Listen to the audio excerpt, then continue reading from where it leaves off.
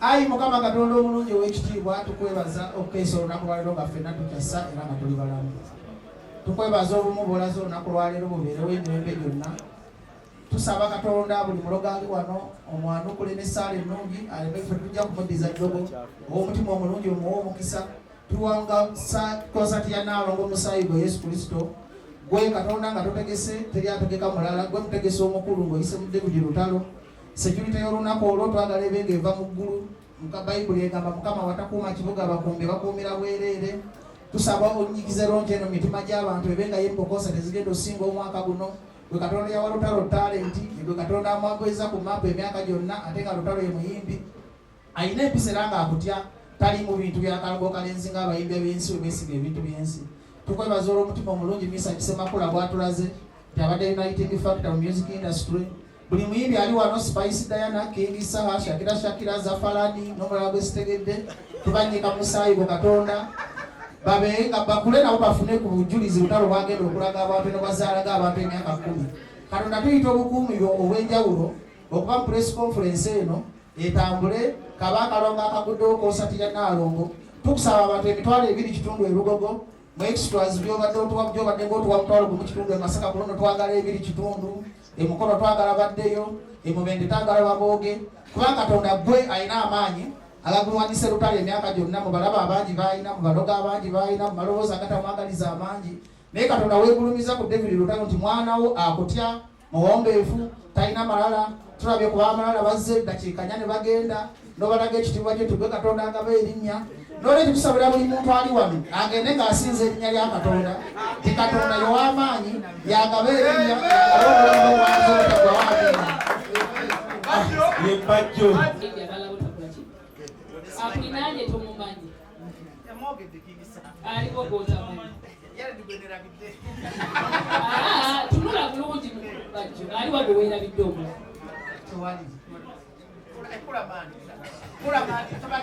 yimuka soko yimuke weetegereza abantu weetegereze njagala tuve wano nga tunyonyosebe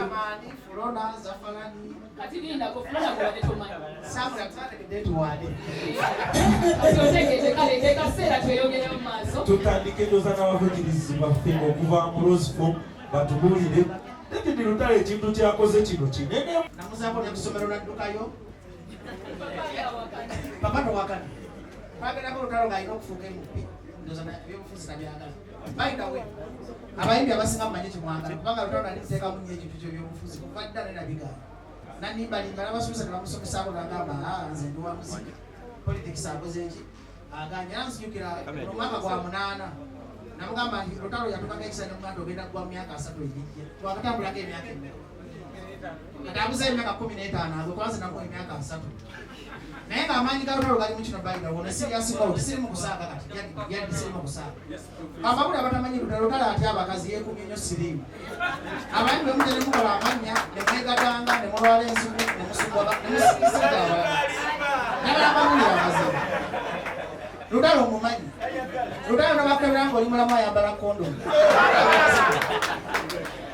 naye ng'ekisinza okwona industry yaffe mumpulirize ekisinza okwona industry yaffe bw'ofuna erinnya nga King Saha oba ng'otukutuma kwegadangagadanga n'osiiga kabooti sigambye nti Saha ayina siriimu nambe bw'ofuna erinnya nga King Saha olaba ng'oli waggulu wa buli Lutalo awa abantu abakulu ekitiibwa Lutalo awa bapromota ekitiibwa Lutalo bagamba nti genda kuyimba ssaawa 8 edda nakyatandika obulamu natandika ne Kenzo Lutalo King Saha Bebe Cool Monini Nantume Lutalo edda nga sinafuna linnya nga ndi ku TV8 kyemwagalako namujja ne mwegaya ne mugamba sina wa kusula naye nina kanaitika ku TV8 twateesa emitwalo 2 yatuuka kijambo jjukira ebiseera ebyo luzira Lutalo yatuuka ssaawa enaabira mu yakoleranga bwere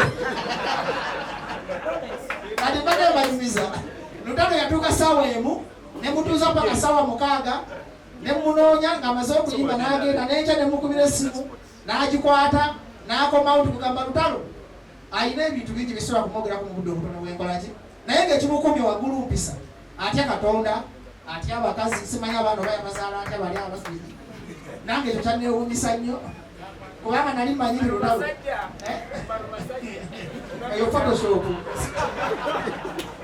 Akati nkubiriza abayi mwe nabali ku papa ida ne King Saka mogereko. Nise nulo yagenda okusibe. Twatereka ekivulwa kitakaberebere. Nise lwaza ngambe. Nze sitemba ndi w'amaanyi. Newozo obusere tutuse. Aberebere yatusala. Nise lwa yajagayo okutonda yesitaka teri amanyi bamanyisa. Tukola ekivulu kwajipo. Nekitusala ne tulwaneza hoteli kubanga saka twasula mu hoteli ya Mitwalo emeka 3 Nise lunaga mazala keriwe Uganda njagala hoteli ya Mitwalo 18 naga ndasula kwajipo ne batuwamba kati nebaza kusanga kyekino Bible olunyakola okutusiba saka nanga abana abasajja balaba bagenda kusiba kajoboke ekikomera tudde Kampala saka navuga emmotoka twadduka emisere twekanisha tenebaza sahati kuvaddanga naye abeerawo bakyaliire Misa akisemakula lisobola kubanga simwogedde Semakula no mulanga naye obusungu bumu Baina wese makula ali mwekitole ekyenjawulo kimutamanyeka abamamu tayagala ntalo era katonda baina we bagamba zisiwaana ate zisina kikulembu yako abalanyogera amazima Misa kiyesa omutuufu kabaka takola nsobi yamuwa ekitiibwa kya Sanga kimusaana Misa akiyewa ekitiibwa Misa akitalimba alinga lutalo nga bwe nabasa Misa akibagamba nti bajjo ngenda kuwa emitwalo 12 sawa nze Misa akiyampalako sente nesizimwa milioni 12 Twalina oyo mugenzi Digino twamusanga na wakale tumufumba netufumba Misa kina tumufumba naavuga emmotoka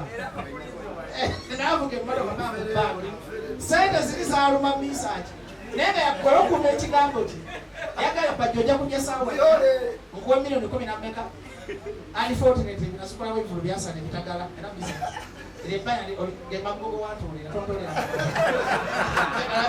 kola ekiravuga mukwana akola mangi naye nga kyekwebazaako mu byonna Misa is a man of his word Lutalo is a man of his word sa Spice Diana sikolangako naye mulaba nti muwala mulungi alina ekisa ayamba kimwagaza mu mutima akola kyate yalidi yayiga empisa za Lutalo engeri gyakozeeko naye talina nkwe wadde musoga naye bayogera ekigambo kina bwekityo sakira sikolangako naye Zafarani nakolako naye bukerevajje n'apafominga n'ababaida mu baana abakabi abajja mbabune mu katokawuli oyo omwana mumwerinde tanafuna ngoma gyatuulamu ntuufu naye kanaagwire engoma bagiyita batya omwazireza mweza fango nesasala bweyogere Zafarani Banafuna engoma entuufu kale Bannayuganda mwenna mbakubiriza Nabi mwenda tugende tugize olugogo. Professor Bajja mazokuga Mubende tugende tugize tugende kujuza ebikabya kuza Bajja. Sibula banja. Tocha fuka papa. Nabi mwenda lugogo Masaka ate mubende luli covid ya tulemesa. So ye mubende ngenda njima mutali ngugulawo ndi. Naye Masaka nekyotera ne balala lutalo tukusaba. Bena boto paka lodifa abana bajja kusikira amagoba g'empisa z'ennungi ne papa Misa kisima bana esala kuva bulunga sebaza lozifo bana